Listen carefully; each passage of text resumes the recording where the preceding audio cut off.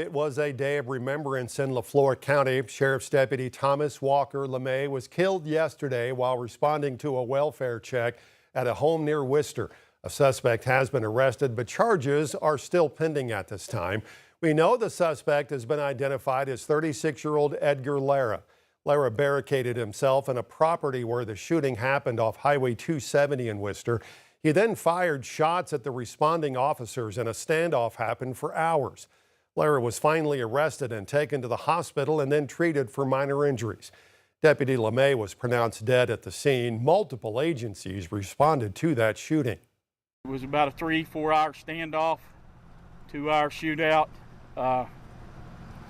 Multiple agencies, U.S. Marshals showed up to back us, OHP's TAC team, U.S. Marshals, fugitive teams, everyone pulled together, the whole community did. Agencies come from all over, local, federal, state. Tonight we are hearing from community members and the LeFlore County Sheriff about what kind of officer and man Deputy LeMay was. 5 News reporter Lauren Spencer joining us live now in Poto, where a memorial is forming in honor of the fallen officer. Lauren. Darren, it's been a very somber day in this close, tight-knit community. The Sheriff's Office has placed the fallen deputy's vehicle here on the lawn, allowing people to pay their respects, and we've seen that all day from loved ones. There was also a procession that rolled through down here in downtown Poto, allowing people to once again pay their respects, and multiple agencies escorting the fallen deputy home. In Poto, grief is showing up in many ways. A patrol car now covered in flowers and notes. He was our friend. He was their brother. And a procession down Broadway for their fallen hero. Deputy Thomas Walker LeMay, a name people here didn't just know, but relied on. Walker was one of those men who I knew that anytime I needed help with victims, if I needed questions answered, he was a phone call away. It didn't matter if he was on shift, off shift. We could call and say, Walker, we need help, and he'd say, I'll be there in a minute, Beth. Bethany Black worked alongside him for years. She's the interim director at the Women's Crisis Center in Poto. He was just always encouraging victims to get services. He was always making sure that we were okay. If we were out on scene with him. She says he took care of everyone around him. If we needed something from him, he was always checking on us just as much as he was his victims. LeFlore County Sheriff Rodney Derryberry says his deputies were called to a home off Highway 270 for a trespassing call and a welfare check. It turned into a 4-hour standoff and a 2-hour shootout, he says. They were ambushed during the trespassing call. Numerous of us was pinned down. He says in the hours since, support has poured in from local agencies to people from across the country standing behind his department and Deputy LeMay's family. He's a great man. He was taken from us too soon. He stood up for what was right. A deputy, father, and friend to many, and now a community beginning the difficult work of remembering him. His courage, commitment, and selflessness, service will never be forgotten.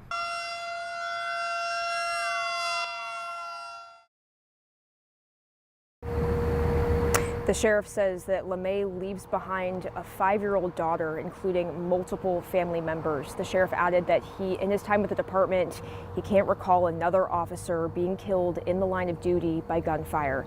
A really tragic and somber day that's going to stick with this community forever. In Poto, covering news where you live, Lauren Spencer, 5 News. Okay, Lauren, thank you. Another officer was also injured in that shooting, Worcester Police Chief Andy Thompson. Now, we did not hear tonight the state of his condition, but we did hear he is expected to come back to Worcester soon to make a full recovery. That whole shooting has left Worcester shocked, but in a town like this, that shock is quickly turning into support. Local businesses like Baby Bears and Gingerbread House are running fundraisers, all to help the chief and LeMay's family. There have been lots of people that stop by to see how we can help or how they can help. Some people are going to see about paying rent. Some people are going to go pay water bills. Like he won't have to worry. He's going to be taken care of, and whatever he needs, thoughts, and prayers. Everybody is lifting him up and is proud of him. At Baby Bears, customers can donate at the register. At Gingerbread House, you can buy $10 ribbons that will benefit the chief and his family. And the support is pouring in from lawmakers and other state agencies. Oklahoma Attorney General Gentner Drummond offering his support, saying, quote, "My prayers are with the family of the fallen LeFlore County deputy and Worcester police officer." A trio of state reps issued this statement and also held a moment of silence at the Oklahoma Capitol today, saying in part, "We know especially that these families are hurting, as is the law enforcement community that served alongside this deputy who was killed and the police chief who was wounded." Oklahoma Highway Patrol also issuing a statement saying in part, Deputy LeMay was a dedicated public servant who responded to the calls few are willing to face, doing so with bravery, courage, and commitment. Flags are at half-staff today across the state. According to LeMay's obituary, a funeral service will be held this Thursday at Heavener High School's gymnasium before he'll be buried at a cemetery nearby. Now, we'll be closely following the continued support from the community. We'll also have any updates on the suspect in the case right here on air and our website, 5newsonline.com. All right, let's talk about the forecast now. Chief Meteorologist Scott Covert here to talk about another chilly morning to start the day tomorrow. It'll be chilly for an hour or two, but then we're off to the races once more. A lot like today. Yeah, we're starting off in the upper 40s. Most of us likely some low 50s around the region. Not a bad way to start a spring morning. We'll warm up quickly into the 70s area-wide. Low 70s northwest Arkansas, perhaps some mid-70s along the I-40 corridor. But you'll notice here, the further south and west we go, perhaps places like Poto, maybe we're not as warm. And the reason, that's where we have a slightly better chance of rain tomorrow. Overall, I think a lot of us are going to be dry. There will be some spotty showers, especially south of Interstate 40. That's where our chances are going to be a tad bit higher. Wouldn't rule out a stray sprinkle or 3 in northwest Arkansas, but I do think the odds are going to be higher off towards the south and west. When we take a look at what's ahead of us, some nice weather for tomorrow. Again on Wednesday, it's also going to get breezy, though. The winds are going to pick back up, much like what we've seen in recent days. That all sets us up for some late week rain and perhaps even some thunderstorms, that severe weather potential, and how it all shakes out into the weekend coming up right here in just a few moments. All right, Scott, thanks. The trial of a man accused of shooting and killing an 18-year-old near Lake Fayetteville in 2024 is now underway. 22-year-old Gilberto Gordiro of Springdale is charged with capital murder and 4 counts of attempted capital murder in the shooting and killing of 18-year-old Christian Alexander Rodriguez Barroso. A little over a month ago, the Washington County Prosecutor's Office dropped the death penalty in this case. April is Distracted Driving Awareness Month, and it's that time of year Arkansas State Police are asking you to put your phone down and focus on the road. Latest data shows more than 3,200 people lost their lives in 2024 with their eyes or attention someplace else other than the road.